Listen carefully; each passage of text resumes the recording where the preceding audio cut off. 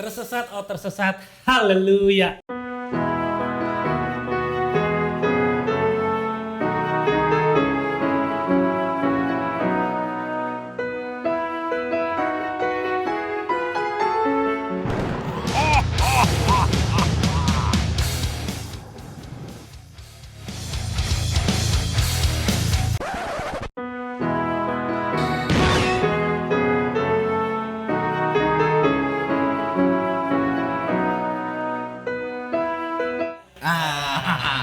Udah Biasa, mulai. Tadi belum panas kan? Tadi belum. Udah mulai Kristen nih ya. Kristen, yoi.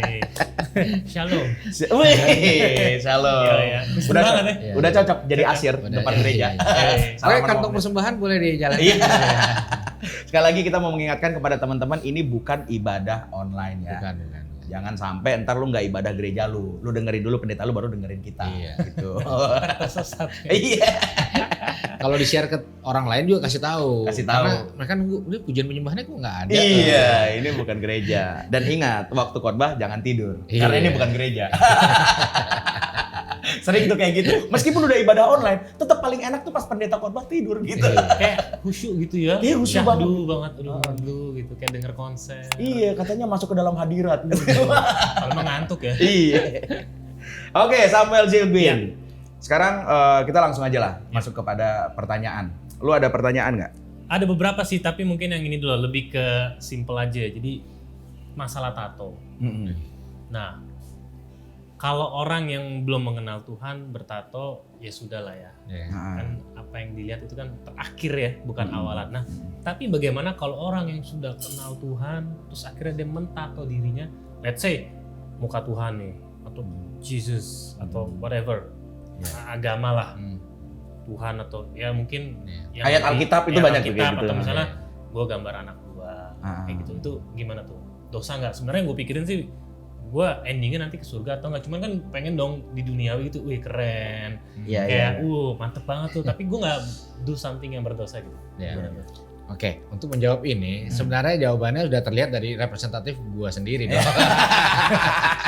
Tapi kan tadi kalau yang Samuel bilang, kalau yang Kita sudah kenal ya. udah kenal Iya, atau yang belum mau nambah misalkan Iya, kayak iya, gitu iya. boleh nggak Nah. kayak gitu ya? Nah jadi nih buat yang punya pertanyaan ini, pertama gue jawab dulu nih buat yang lagi nonton. Pertama, nanya dulu pendeta masing-masing supaya nggak gaduh. Iya. Kadang-kadang itu bisa jadi gaduh. Iya. Nih Pak Pendeta lihat nih domba tersesat tuh kan boleh saya. Jadi pembenaran. Judulnya Habis aja itu- domba tersesat. Habis itu langsung booking deh. Iya, iya, Tato iya. artis ya kan. Ditunjukin ke mamanya, ke opungnya. Opung kata siapa nih lihat nih. Kata pendeta Pendeta Yeri. Yeri nih. Pendeta Yeri yang mana coba lihat. Wah sama aja. Tatoan juga katanya. Oke.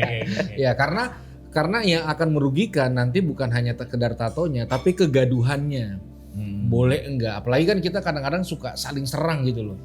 Kubu boleh, kubu enggak gitu. Makanya kalau pertanyaan ini pertama gue akan kembalikan ke yang nanya bahwa coba tanya rules di rumah tangganya masing-masing begitu. Tapi kalau jawaban secara Alkitab ada nggak sih tertulis? Kalau tertulis, kalau Janganlah pernah kau apa ya? merajah ada di Merajah, dalam Tapi ya. mungkin zaman dulu kan nggak ada tato yang pakai mesin gitu, nggak lebih Iya. ke- Bajak gitu ya. Iya, itu berarti kan tato juga kan? Iya, zaman dulu kan. Zaman, kita bicara zaman. berarti Iya. kan?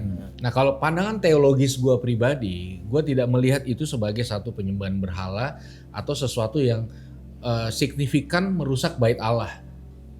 Which is kalau gue simpulin pandangan teologis gue bahwa itu tidak bisa dimasuk dalam satu ranah full dosa.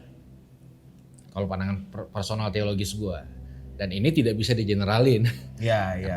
Karena ini sekali lagi pandangan teologis. Tapi sejatinya bahwa atribut-atribut rohani itu di hati, bukan dimanapun, termasuk di tato gitu loh. Jadi jangan orang berpikir bahwa aduh untuk saya ingat Tuhan saya perlu sesuatu yang terus-menerus mengingatkan saya, maka dibuatlah satu tato. Itu nonsens sih. Iya, itu kan sebenarnya pengen tato aja. Iya. Namanya Yesus, setelah itu buat alasan doang. Jadi Iya. Yesus buat alasan untuk pengen buat gambar-gambar yang lain gitu loh. Sejatinya jangan pernah taruh iman sejati kita di aksesoris gitu loh. Karena aksesoris tidak bisa merepresentatifkan kondisi hati yang sebenarnya. Bahkan makanya Yesus berkata sama orang-orang Farisi itu, lu tuh kayak kuburan, depannya itu luar biasa bagusnya, dalamnya tulang belulang gitu. Nah, jadi bangunlah yang di dalam. Nah, kalau pandangan teologis gue adalah ya ketika seseorang sudah bertobat lalu nato, ya gue tidak melihat itu sebagai sesuatu yang berhala lalu merusak bait Allah. Biasanya merusak bait Allah, kita makan banyak juga tuh merusak. Definisinya akan luas gitu. Nah ini kan karena ditanya, ya gue sampaikan sekali lagi ini pandangan personal pribadi yang tidak bisa di general. Makanya tanya masing-masing dan hindari aja perdebatan. Kita masih bisa tetap bersahabat kok antara yang pro dan yang enggak. Enggak perlu saling benci dan saling menerakakan lah begitu. Bicara bait Allah ya. Nah, apakah merokok itu juga akan merusak bait Allah juga? Merokok, makan yang bisa menyebabkan kolesterol, diabetes, begadang. Begadang? Loh, kalau begadang terlalu Tapi banyak. kalau karena kerjaan gimana? Oh ya itu jelas. Itu kan tanggung jawab, Tanggung jawab. talenta. Maksudnya gini, kalau kita tahu satu aktivitas yang akhirnya bisa merusak organ-organ tubuh kita. Karena gini, literasinya, tubuh itu adalah bait Allahnya. Kan Alkitab berkata siapa yang membinasakan maka Allah akan membinasakan dia. Kalau nggak salah 1 Korintus 3:16. Nah jadi sembari kita kerja, ya kita mesti menjaga tubuh kita sebagai representatif dari bait Allah yang sesungguhnya gitu. Kalau kita pas ada kerjaan begadang, kita atur waktu istirahat selanjutnya yang lebih bijak Atau gitu. vitamin, Ya pokoknya termasuk misalkan ya. kayak gitu. Nah terus kata-kata yang keluar dari mulut kita akan dipertanggungjawabkan di Iya. akhirnya kan. Iya. Contoh, kadang kita ngumpul ngobrol, kadang kan kelepasan ngomong jorok. Iya. Nah hal-hal gitu juga akan dipertanggungjawabkan. Tapi ini nggak sengaja ya, Iya, tapi jorok gitu. Iya. Gimana tuh? Sebenarnya sengaja mungkin karena sama temen, Iya lu kelepasan. juga nggak bakalan tersinggung lah gue ngomong Iya, kayak gitu. iya. Karena ini dalam hubungan yang udah ya udah Misalnya gitu. karena ngobrol, sampai alat-alat kelamin keucap. Iya. gitu. Nah itu gimana tuh? Iya. Jadi gini, Tapi kita bahasa kan? bahasa. Kan. Nah, ternyata gini kan sebenarnya bahasa itu apa yang keluar dari mulut keluar dari hati. Nah, yang dicecer itu adalah hatinya. Kondisi hatinya. Karena mulut itu nggak bisa membohongi kondisi hati. Nah, ketika kita masuk masalah general nih ya. Nah, kadang-kadang orang punya bahasa masing-masing, bahasa daerah, bahasa gaul. Ya dong kan. Bahasa pertemanan. Ya, shalom mungkin. misalnya kan kalau kita lihat dalam protokoler ada assalamualaikum, ada nama budaya, ada salam kebajikan. Kalau tongkrongan, cu, gitu kan. Langsung cair tuh. Iya, ya kan? iya. Apakah motivasi hatinya tuh ngeledek? Enggak, kadang-kadang enggak itu jadi bahasa keakraban gitu. Nah, kadang-kadang kan makanya yang dilihat Tuhan tuh hatinya. Kayak orang kentut lah. Sengaja apa enggak kan dia yang tahu. Iya, Bau iya. mah semua ngerasa bau. Nah yang ngobrol tiba-tiba lu kentut, Iya, terus lu iya. tutup kaca, terus kacanya lu kunci, itu kurang ajar namanya. Jadi selalu patokan dalam ketetapan Tuhan bukan di hukum bakunya, karena itu kan literasinya ada tuh yang lu bilang. Setiap kata sia-sia akan dipertanggungjawabkan. Iya. Sama kayak jika kehidupan agamamu tidak lebih baik dari orang-orang Farisi, maka kamu tidak akan dapat. Jadi literasi itu sebenarnya waktu Yesus masuk dia tidak terlalu terpatokan pada hukum. Karena dia menggenapi hukum Taurat itu sehingga kita tidak perlu terpatok hanya pada hukum Taurat tapi pada kasih karunia. Ketika kita mengasihi Tuhan, kita akan taat kok dengan otomatis. Tanpa harus dikasih job desk gitu. Iya. Nah cinta Tuhan itu akan membuat hidup lebih enak. Kita nggak jadi nggak berubah. selingkuh, kita nggak ini, Nggak kita aneh-aneh nggak macam-macam. iya. Karena Ya, kita itu membawa diri kita ke drive otomatis. Nah itu I got it. itu poinnya. Makanya jangan capek-capek nggak buat dosa gitu loh. Hari ini gue nggak mau ngomong jorok, nggak mau. Jangan keluarkan effort untuk mengasihi Tuhan. Maka sesuatu nanti akan dengan otomatisnya alarm ini akan ketika kita mulai aneh-aneh karena cinta Tuhan akan ada filternya sendiri.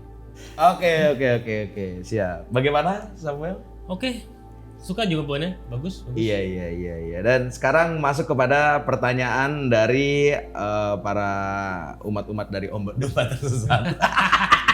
Kayak gue banyak sih temen-temen yang domba sih, tapi tersesat banyak banget sih. Oh gitu ya. Ya di sini mereka lah. nonton ya. Saatnya untuk berkumpul. Yoi.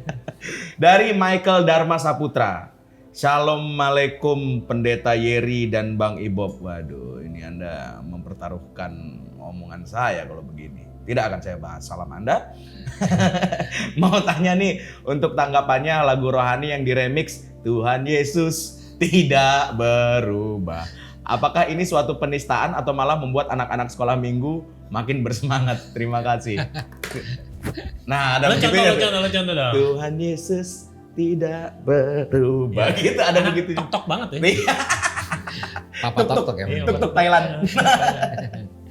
Ya kalau gue lihat secara pribadi sih nggak merupakan sebuah penistaan atau penghinaan sih. Ketika sebuah sakralnya lagu rohani itu di remix gitu, karena sejatinya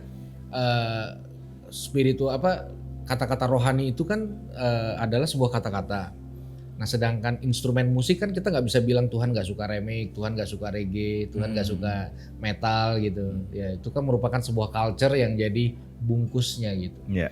Nah kalau gue ngeliat dalam fenomena seperti ini sih ya, lagu ini kan tenggelam lama di sekolah minggu yang banyak orang ibadah umum juga yang tahu nggak tahu lagu ini gitu. Tiba-tiba muncul dengan bentuk remix dan jadi viral, bahkan bukan cuma di kalangan Kristen aja. Ya, hampir semua orang lintas agama mulai melakukan itu dan akhirnya jadi viral kan gitu. Ya. Nah kalau gue melihat itu bukan sebuah penistaan sih, bukan sebuah penistaan itu, karena ya sejatinya itu kan kata-kata Tuhan Yesus tidak pernah berubah, ya kan? Artinya itu mungkin bisa jadi sesuatu sarana informasi. Paling tidak orang jadi tahu memang Tuhan Yesus tidak berubah. Oh jadi kata-katanya itu yang golden ticketnya lah ya kurang lebih. Iya. Mau dikasih musik apa Iya. itu terserah. Iya. Yang penting kata-kata itu. Kata-kata itu. Karena kan kalau natsnya nih ya, tidak mungkin ada orang bisa berkata Yesus Tuhan kalau bukan dari Roh Allah yang ada di dalam dia. Gitu. Natsnya bilang gitu. Nah jadi ya perkataan Tuhan Yesus tidak berubah mau dari portal manapun tetap akan keluar. Karena itu merepresentatif sebuah kebenaran sejati yang ada di dalamnya. Iya. Karena banyak akhirnya cewek-cewek yang jadi lebih percaya kepada Yesus karena laki-laki tuh banyak berubah. Oh berarti cuma Yesus laki-laki yang tidak berubah, dia bilang kayak gitu. Banyak yang kayak gitu. Tapi kita punya senjata dong. Iya. Jadi misalnya, kamu sama aja kayak laki-laki lain. Oh Tuhan Yesus dong. Laki-laki. Tidak berubah. Ayo loh. Nggak semua laki-laki sama gitu ya. Iya, itu menjadi satu standar baru ya. Iya, kayak jadi gitu. pembahasan ya kan meskipun pro kontra ya kan. Ada yang sibuk menjaga umatnya. Aduh jangan sampai nih. Dan ini bukan sebagai prank kristenisasi terselubung menurut gue. Karena itu bisa jadi muncul dengan natural mungkin kan. dengan itu tidak perlu bawa mie dan baju bekas ya. Gak perlu datang ke tempat bencana. Iya. Oke. Iya. Jadi biarlah ini secara natural terjadi dan menurut saya bukan sebuah penistaan terhadap kesakralan nama Yesus sendiri. Karena Tapi akhirnya kan ada kita nggak boleh mengucapkan nama Tuhan Yesus dengan sia-sia. dengan sembarangan ya. Iya, ada tulis. Ya tapi dalam kontekstual ini kan. Sia-sia itu gimana tuh maksudnya? Apakah seperti ini sia-sia? Enggak, sia-sia itu kan sebenarnya luas ya. Sia-sia itu dalam artian sesuatu yang Kayak sumpah dong Tuhan Yesus. di sesuatu yang disia-siakan, diabaikan, lebih ke dihina, gampang dinistakan, dikasarin seperti itu. Jadi memang tapi gini, jangan ucapkan kata sia-sia sebenarnya itu akan terrepresentatif di tingkah laku kita, bukan hanya ucapan kita aja. Makanya sebenarnya wajah Yesus tuh nggak bisa dilukiskan kecuali lewat karakter, tingkah laku, integritas kita. Jadi sejatinya bukan kita nggak ngomong sia-sia soal Yesusnya, tapi gimana kita memperlakukan istri, integritas kita sama keuangan gimana, kita serius gak sama pekerjaan kita main-main gak, kita ngerugiin orang lain gak, itu sebenarnya adalah cara paling kuat untuk tidak mengucapkan kata Tuhan dengan sia-sia. Karakter. Karena itu yang dilihat orang gitu. Iya. Oke. Karena kan ya banyak kan dari teman-teman kita juga yang Kristen tapi tetap seperti itu gitu loh. Iya. Banyak banget sih dan sangat disayangkan. Iya. Makanya nggak bisa orang melakukan perbuatan baik aja tanpa kesaksian yang baik. Betul. Nah, ketika banyak orang bangun cara ibadah yang lebih baik, Yesus bangun cara hidup yang lebih baik. Gimana kita sama anak, gimana kita sama tetangga, Gimana kita di luar rumah A, di dalam rumah A. Integritasnya itu Integritas itu. Jadi tingkah laku sangat esensi Oke. buat representatif Tuhan itu sendiri. Gitu. Ya. Jadi yang penting adalah gaya hidupnya. Gaya hidupnya. Bukan gaya jogetnya ya. Iya. Apapun ya. Apapun itu. Iya. Rohani sekali. Iya. Aku melihat jogetnya aku merasa semakin dekat dengan Tuhan. Padahal memang suka.